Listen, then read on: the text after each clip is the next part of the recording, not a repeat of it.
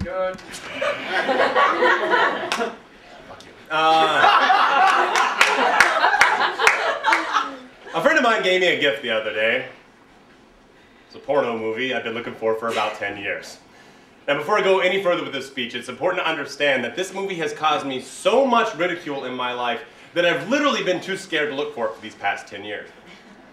Like, some of you guys are already getting a little squirmy talking about this, and that's because pornography holds a certain anchor over our head. You know, it's almost impossible to discuss things like pornography within society without suffering some sort of social ridicule.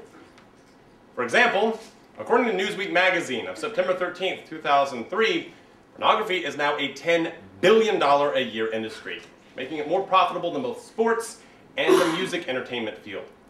Of this $10 billion, $6.3 billion is made from video rentals, even in lieu of the booming internet industry. So proving pornography is here to stay. So, by discussing pornography, as I plan to do today, we will be able to overcome the stigma that pornography has been attached to it. First, we'll discuss the problems of pornography, and I'll tell you a little story about what happened to me. Then we'll discuss the causes of why these problems exist, and I'll identify a few more problems that were left over from the first point. Then, we'll all put our heads together and solve the porno conundrum in these United States. So, you know, get comfortable because that's a lot laid out for one evening. All right. Carol Avedon, author of Feminist Censorship and Pornography, stated in her essay from 1994 that pornography is not the problem. Question the moral rights position and they chastise you. And that's kind of what I'm saying. Because of our Puritan background, it becomes almost impossible to discuss things like pornography without suffering some sort of social ridicule. I mean, what are we supposed to do with pornography? Are we supposed to ban it? Clearly not. I mean, doing that is just going to make my life one big hell. And it also serves to make porn all the more alluring. On the flip side, if we start popularizing the hell out of porn and start passing it out at churches, well then all of a sudden it loses all its mystique. Instead of naughty little nurses running around, you've just got nurses. But here's the thing. We need to discuss pornography, and by doing this, we cleanse the social palate on which we deem pornography to be too obscene to openly discuss. Enough about all that. Let's get to the good stuff. The sex. Okay, so this is like 10 years ago, and I'm flipping through this porno magazine, and they've got a review for a porno movie in here, and I don't know, they give it like 4 boners up or something, and I'm thinking, this is my kind of movie. You know, I gotta check this movie out. So I called the video store to see if they've got it. Now, here's the important part of the story. The name of the movie was called Spank Me, F Me. All right, but it wasn't F Me, it was like the whole thing out, right? Which is not a good title for a porno movie, because it's not like you can have, billboards up that say, hey, spank me, fuck me, all across the place. So, anyway, I called the video store, and, I asked for this movie.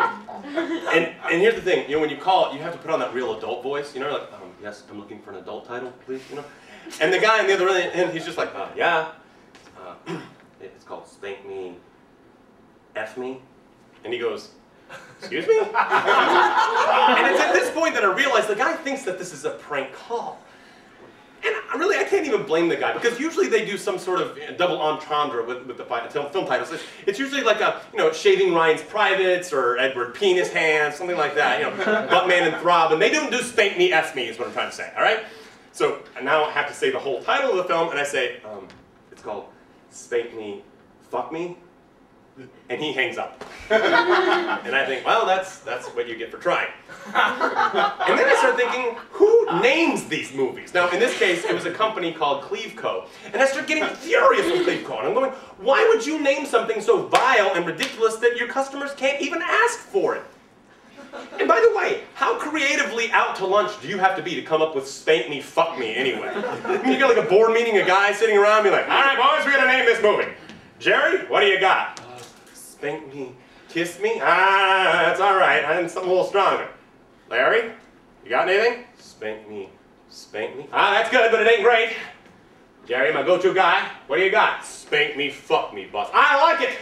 Well, let's make that movie and ship it out. Look, a New York Times article from September 13th, 2003 states that a New York appeals panel is now prosecuting pornographic companies for lewd language of their films. Right, like they're up there with the Odessa Steps sequence from some Eisenstein film. which is a joke that no one ever gets, but it's really funny. Look, here's the thing. I don't want anything to happen to my beloved porno companies, but I do agree that something needs to be done about the titles. And the other thing I started thinking about was this. You know, you look at the actual box, and you know, one side, it's just got like semen all over it. It looks like somebody's lit off a jizz grenade all over the side of the box. That would be a great title for a punk band, you know? Like, who are you playing with? Oh, jizz grenade. Oh, awesome, man, they rock.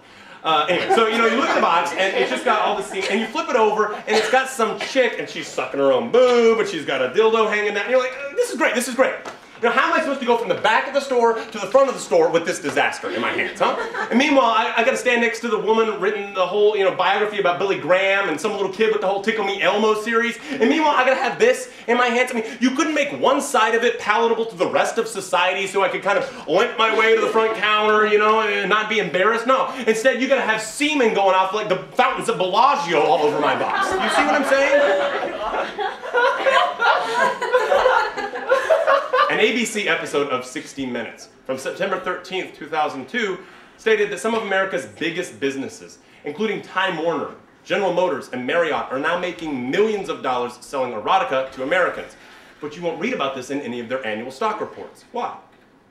Because these companies know that marketing pornography to the rest of society is not acceptable. No one will buy into those companies. And I have to say, they're right. I mean, this is a business after all.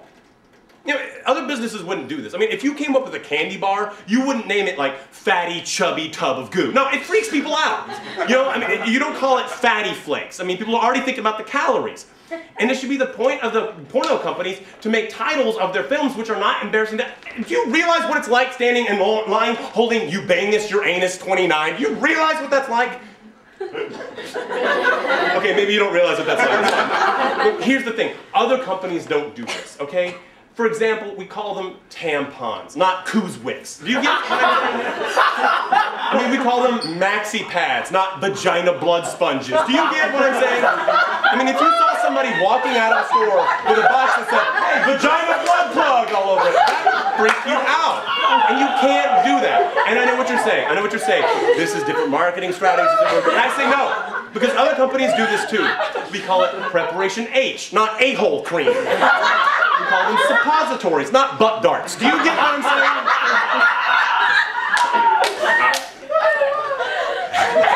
He's laughing like that. All right, here's the thing. Do you remember the infamous quotation from Justice Potter Stewart in the case of Jacobus versus Ohio, 1964? It's a very famous quotation. He's quoted as having said, "I shall not attempt to define pornography, but I'll know it when I see it." Now, Justice Potter Stewart was later quoted in the same court case as having said, "Pornography reflects society's lack of confidence in itself." And that's what I'm trying to say. Nobody's willing to step forward and talk about pornography. I mean, we should not be embarrassed to have to go into a video store and ask for it in front of some guy whose only spark in life is to see a Simpsons episode with the comic book guy in it. I mean, we should not be embarrassed to talk about pornography. But I know what you're thinking. You're thinking, well, Robert, what do you expect me to do about it? I don't have any relationship with the porno company, and that's true.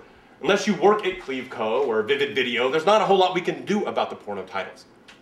But we can discuss pornography. And as Dr. David Ward states in his speech titled Feminism, Censorship, and Pornography, the only thing keeping pornography as unmentionable as it is are the social stereotypes involved. That's what I'm trying to say. I mean, remember FDR? The only thing we have to fear is fear itself. Well, he was talking about porn, folks. And like it or not, pornography is going to be here to stay, and it's going to be an issue until we come to terms with it. It's just an endless circle. So by discussing it, like we've done today, nobody here has had a coronary, you know, nobody's run screaming from the room, proving that we can talk about pornography. Now, in order to illustrate my point, I've selected a few of my favorite titles and would like to present them to you here. And this is just in order to illustrate how difficult some of these titles would be in order to rent. Number 1, 21 Hump Street. I'm sure this stars someone like Johnny Depp. Number 2, May the Foreskin Be With You. Number 3, Heinfeld, which is a porno about nothing. Next, Acid, Sex, and Anal Fireball. Ah! That, Air airtight granny. Okay, first of all, what is airtight about my grandmother? And second of all, why am I even thinking about my grandmother at a time like this? Speaking of other things you don't want to think about, Hitler sucks. First of all, no shit. Second of all, nothing gets me hotter than thinking about the Holocaust. After that, we have Tatalika, master of puppies. Puppies? Puppies. Okay. After that, sperms of endearment. Oh, it's a chick flick. Then we have abs of cum. Abs of cum. That doesn't make any sense, abs of cum. And finally, my very favorite, adventures of the fart vicious, which is just rich. All right. Today, I've thoroughly embarrassed myself in front of a group of strangers and friends alike, but I've discussed pornography.